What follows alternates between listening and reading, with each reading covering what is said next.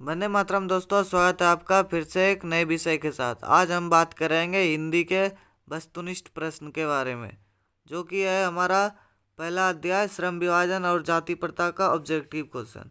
पहला क्वेश्चन है हमारा, श्रम विभाजन और जाति प्रथा के लेखक कौन है? तो इसका आंसर हो जाएगा बाबा साहेब भीमराव अम्बेडकर। तो चलिए चलते हैं क्वेश्चन नंबर 2 की ओर। लेखक की श्रम विभाजन और जाति प्रथा के अध्याय में लेखक के दृष्टि में विडंबना की बात क्या है? तो इसका आंसर हो जाएगा हमारा ए, जो कि जातिवाद के पोषकों की कमी नहीं है। यही हमारा आंसर हो जाएगा। लेखक की दृष्टि से विडंबना की बात क्या है? जातिवाद के पोषकों की कमी नहीं है। ये हमारा आंसर हो जाएगा। चलिए चलते हैं क्वेश्चन नंबर 3 की ओर, जो कि है लेखक की दृष्टि से आदर्श समाज कैसा होना चाहिए? तो इसका आंसर हो जाएगा हमारा, जिसमें स्वतंत्रता, समता और भातृत्व का भाव हो। यही हमारा आदर्श समाज कहलाएगा। ये पहले अध्याय के अनुसार है, लेखक की दृष्टि से आदर्श समाज कैसा होना चाहिए। तो जिसमें कि स्वतंत्रता, समता और भातृत्व का भाव, वही समाज आदर्श समाज के रूप में जाना जाता है। तो चलिए चलते हैं क्वेश्चन नंबर 4 की ओर, जो कि है लेखक बेरोजगारी का प्रमुख और प्रत्यक्ष कारण किसे मानता है? तो इसका आंसर हो जाएगा क्वेश्चन नंबर 4 का, जाति प्रथा। जाति प्रथा कोई बेरोजगारी का प्रत्यक्ष और प्रमुख कारण मानते हैं। बेरोजगारी का प्रमुख और प्रत्यक्ष कारण क्या है? जाति प्रथा को मानते हैं। चलिए क्वेश्चन नंबर 5 की ओर चलते हैं। क्वेश्चन नंबर 5 में हमें पूछा गया है, अंबेडकर की दृष्टि में भाईचारा का वास्तविक रूप कैसा होना चाहिए? तो इसका आंसर हो जाएगा दूध और इसका आंसर हो जाएगा क्वेश्चन नंबर 5 का, दूध और पानी के मिश्रण की तरह।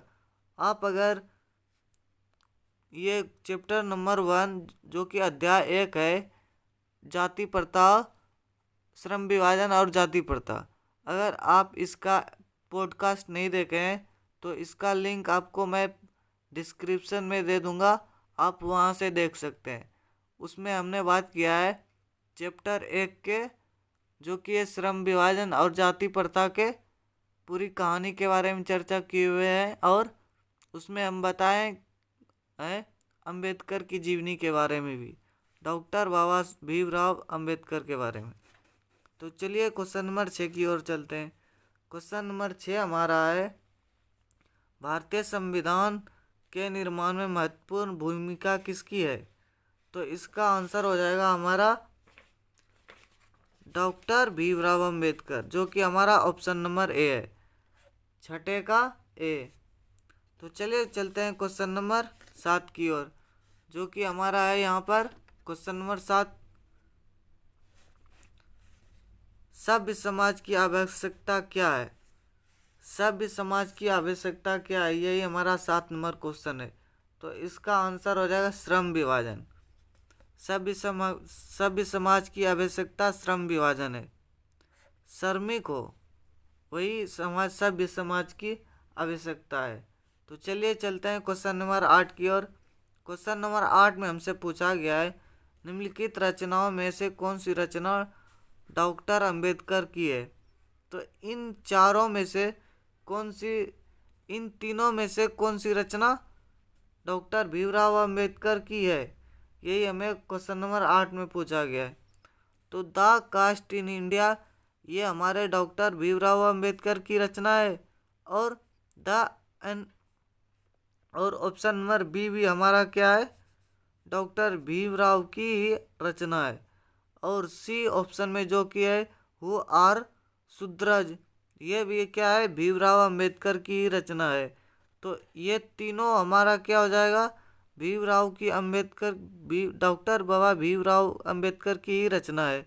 तो इसका आंसर हमें क्या मिल जाएगा? देखिए, आप देखेंगे तो ऑप्शन नंबर डी में हमें दिया गया इनमें से सभी।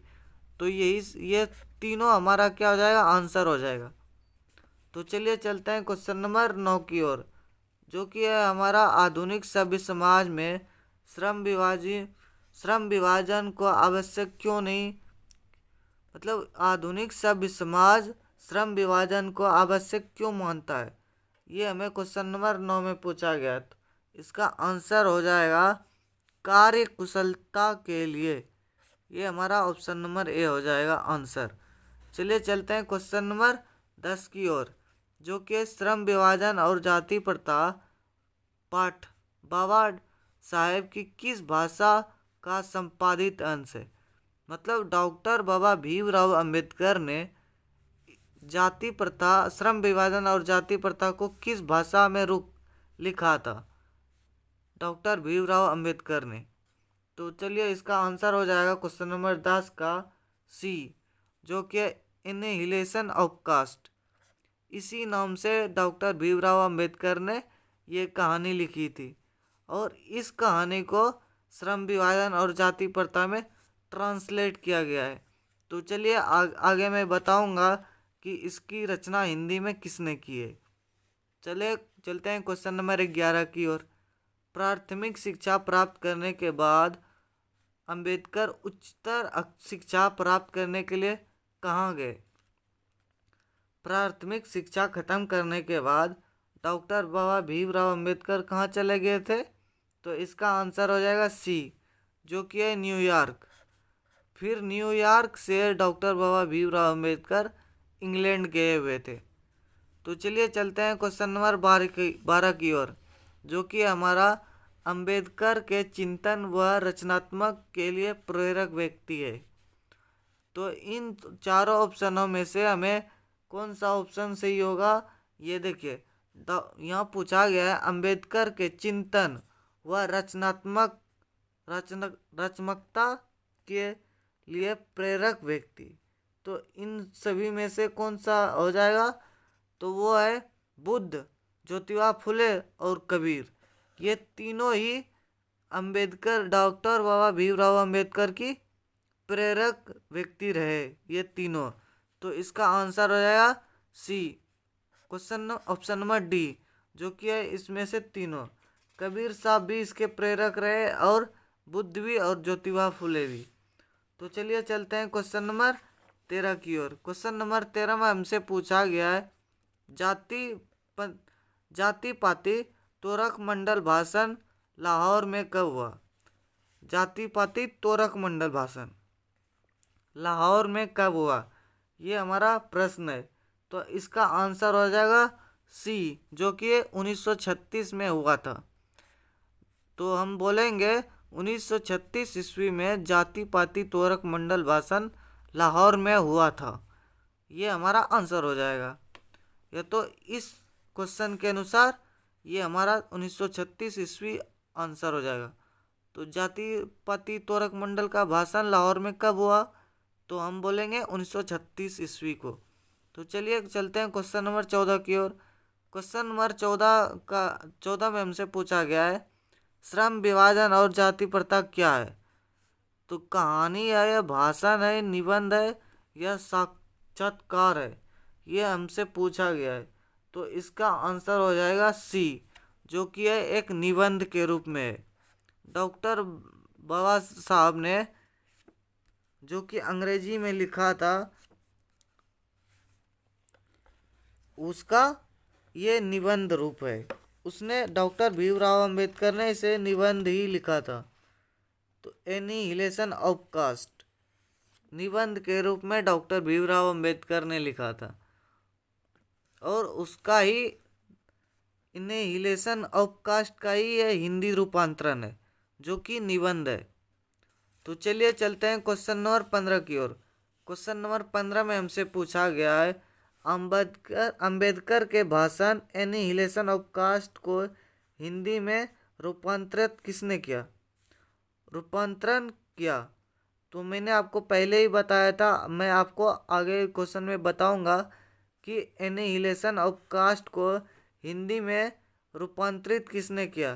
तो इसका आंसर हो जाएगा क्वेश्चन नंबर 15 का ए, ललई सिंह यादव।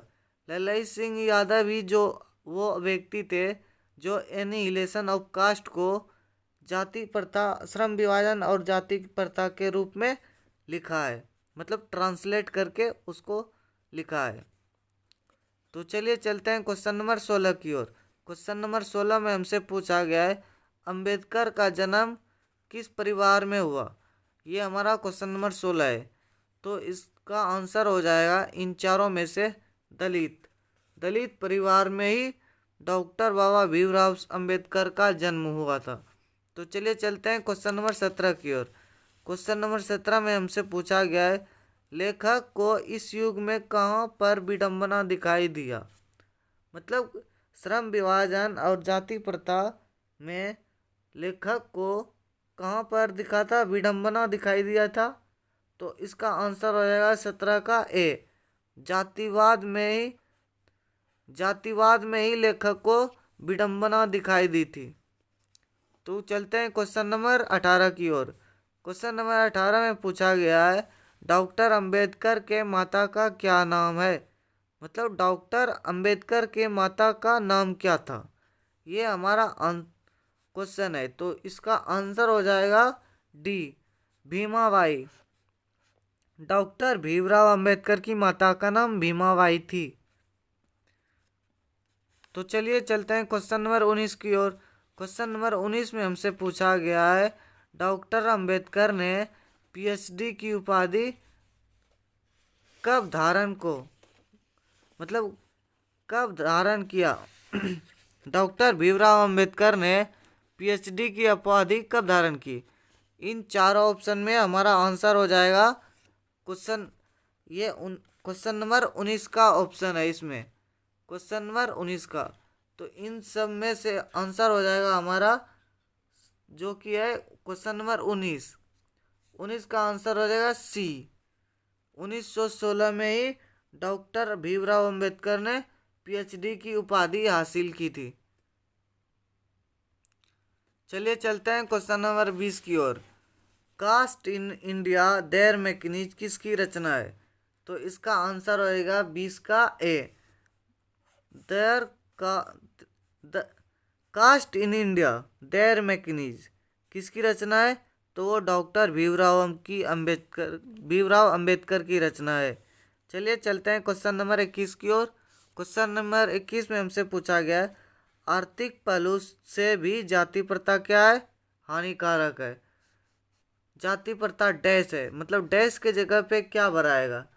तो ये हमारा क्वेश्चन नंबर 21 का आंसर हो जाएगा हानिकारक। आर्थिक पहलू से भी जाति प्रथा हानिकारक है, ये हो गया। अब देखिए यहाँ डैश पेशे को दोषपूर्ण पूर्व निर्धारण करती है। तो इसका आंसर हो जाएगा हमें यहाँ पर क्वेश्चन नंबर 22 का इस डैश के जगह पे क्या भराएगा। तो जाति प्रथा पेशे का दोषपूर्ण पूर्व निर्धारित करता था, जाति प्रथा। तो चलिए चलते हैं क्वेश्चन नंबर 23 की ओर। क्वेश्चन नंबर 23 में हमसे पूछा गया है जाति प्रथा भारत में बेरोजगारी का एक डैश कारण बनी हुई है। मतलब डैश के जगह पे क्या यहाँ भराएगा। देखिए इसका आंसर हो जाएगा सी, जो कि है प्रत्यक्ष और प्रमुख दोनों ही कारण बना हुआ था बेरोजगारी का, जो कि भारत में बेरोजगारी का प्रमुख और प्रत्यक्ष कारण रहा। जाति प्रथा भारत में बेरोजगारी का एक प्रत्यक्ष प्रमुख, ये ऑप्शन सी में ए और बी दोनों लिखा हुआ है। यहाँ पर देखिए ए और बी दोनों प्रत्यक्ष प्रमुख कारण बनी हुई है। चलिए चलते हैं क्वेश्चन नंबर 24 की ओर। मूल नायक किसे कहा गया है। मतलब मूल नायक किसे कहा गया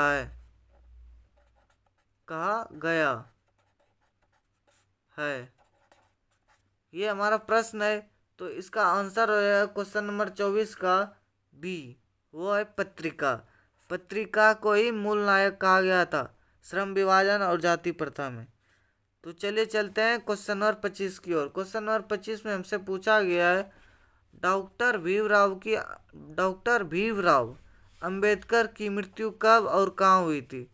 तो इन चारों ऑप्शन में से हमारा आंसर हो जाएगा क्वेश्चन नंबर 25 का।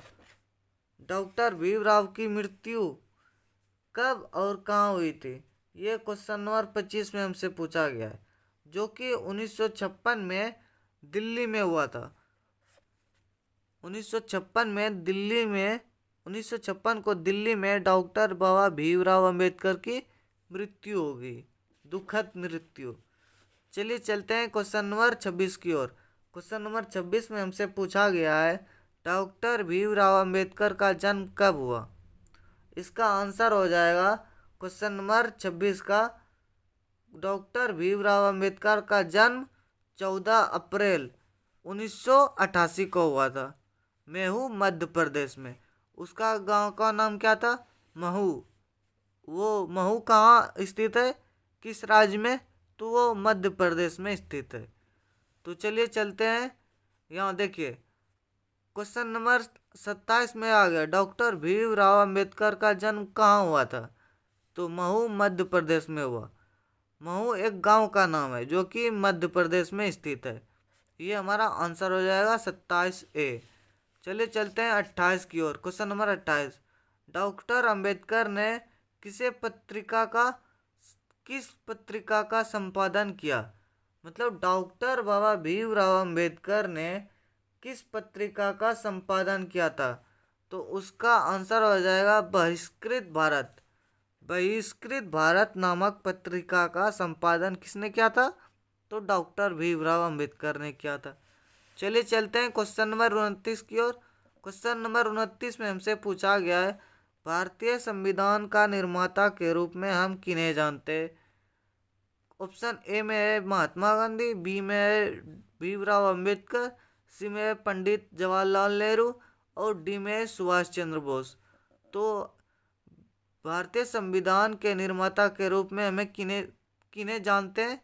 तो उसका आंसर हो जाएगा ऑप्शन नंबर बी, जो कि है डॉक्टर बाबा भीमराव अंबेडकर को ही हम संविधान के रूप में जानते हैं। उसी संविधान से हमारा देश चलता है और उसकी कानून भी संविधान के रूप से ही चलती है। तो चलिए चलते हैं क्वेश्चन नंबर 30 की ओर।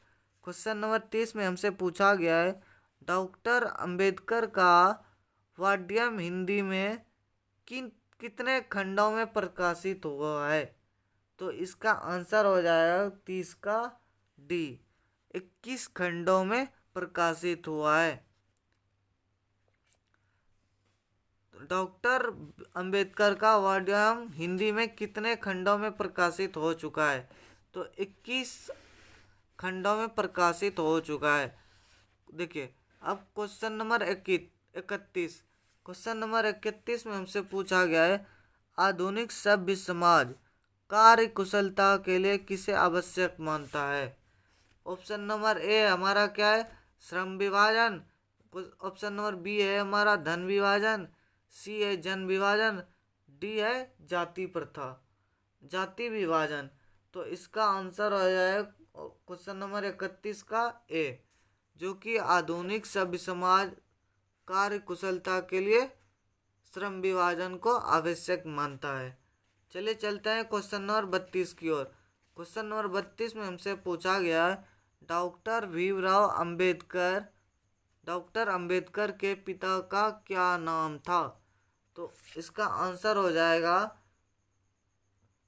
इसकी माता का नाम भीमाबाई थी और इसके पिता का नाम ऑप्शन नंबर बी हो जाएगा रामजी सकपाल।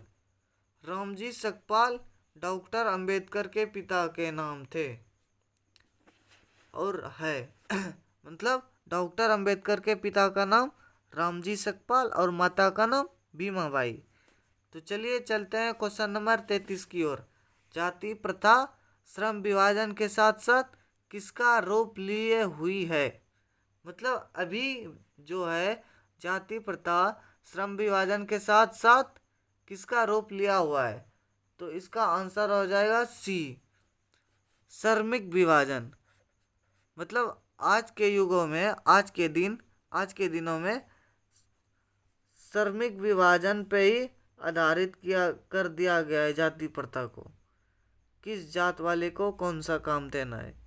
तो चलिए, लेकिन आप अगर शिक्षा में प्रारूप रहेंगे, देखिए डॉक्टर भीमराव अंबेडकर एक दलित परिवार से रहे, दलित परिवार से, लेकिन उसकी शिक्षा बुद्धि इतनी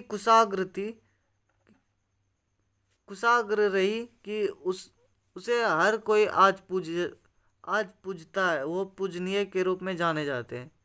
तो चलिए, इसी तरह से आप भी पढ़ते रहिए और आगे बढ़ते रहिए। वंदे मातरम।